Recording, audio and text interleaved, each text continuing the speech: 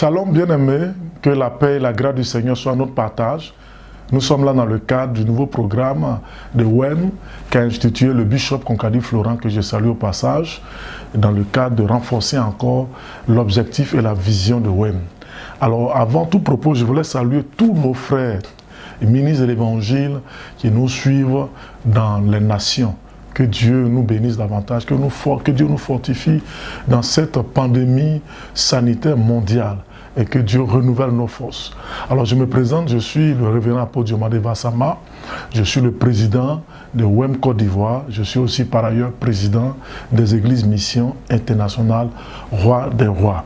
Ce matin, le thème de mon message, c'est les 5 couronnes. Les 5 couronnes dont parle souvent l'Écriture. Nous lisons pêle-mêle les 5 couronnes et le Seigneur a mis à mon cœur de partager cela avec vous. Nous allons prendre cela dans 2 Timothée 4, versets 7 à 8. Je lis la parole. 2 Timothée 4, versets 7 à 8. Paul dit ceci: j'ai combattu le bon combat, je suis allé jusqu'au bout de la course, j'ai gardé la foi, verset 8, et maintenant le prix de la victoire m'attend.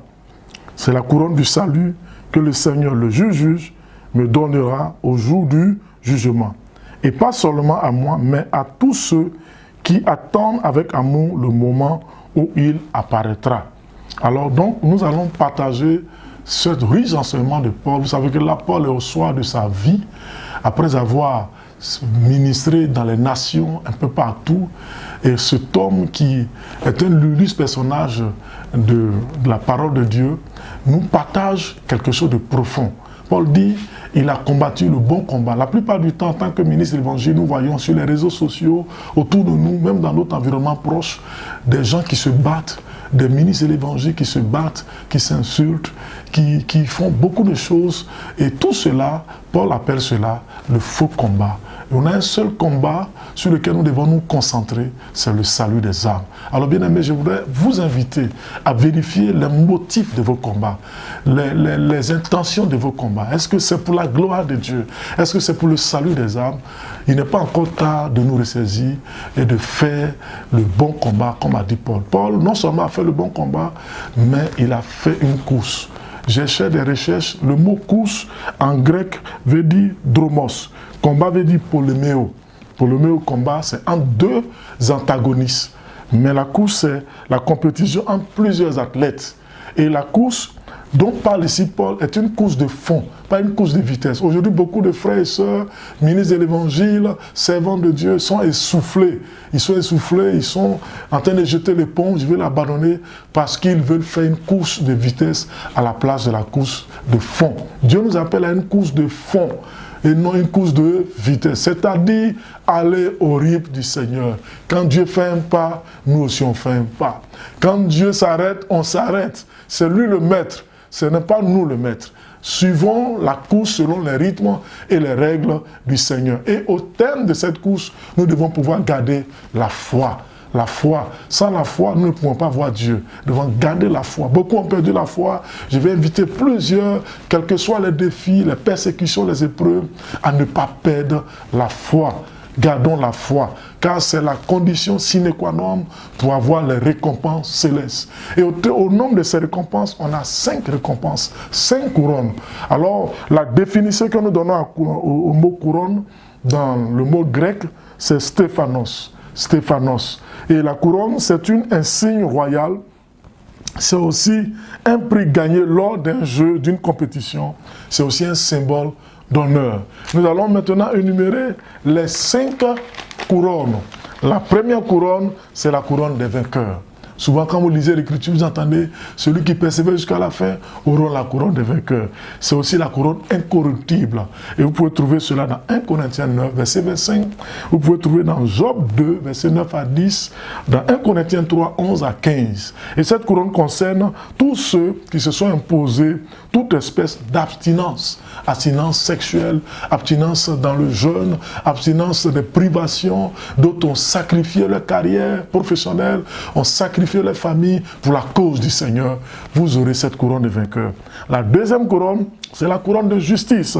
Elle concerne tous ceux qui sont privés de tout, je dis bien tout, pour l'œuvre de Dieu. Vous pouvez trouver cela dans 2 Timothée 4, 5 à 8, Luc 14, verset 14. Et la troisième couronne, c'est la couronne de vie. Elle concerne tous ceux qui auront supporté les épreuves et la tentation. Apocalypse chapitre 2, verset 10 et Jacques chapitre 1, verset 12. Apocalypse 2, 10. Tous ceux qui ont supporté les épreuves et la tentation. Bien aimé, au cours de votre ministère ou de votre voyage de la foi, en marchant en Christ, vous aurez des épreuves et des tentations. Ne succombez pas. Ne faites pas comme tout le monde. La foi est personnelle et individuelle. Et ce jour-là, lorsque nous allons aller dans le tribunal du Seigneur pour le jugement des récompenses, parce qu'en tant que croyants, nous n'allons pas au tribunal comme les autres. Nous allons à un tribunal de récompense. Dieu va nous récompenser par des couronnes de vie. La quatrième couronne, c'est la couronne des gagneurs d'âmes ou la couronne de joie. Pour tous ceux qui ont gagné des âmes, les évangélistes, qui prêchent dans les carrefours, sous la pluie, sous le soleil, sous la neige, qui voyagent dans les nations pour prêcher l'évangile, au risque de leur vie, nous aurons ce jour-là des couronnes de joie, des couronnes de gagneurs d'âme. Vous pouvez trouver cela dans Daniel chapitre 12, verset 3, 1 Thessaloniciens 2, verset 9, Philippiens 4, verset 1. Et la cinquième couronne, c'est la couronne de gloire. Vous pouvez trouver cela dans 1 Thessaloniciens 2, versets 19 à 20.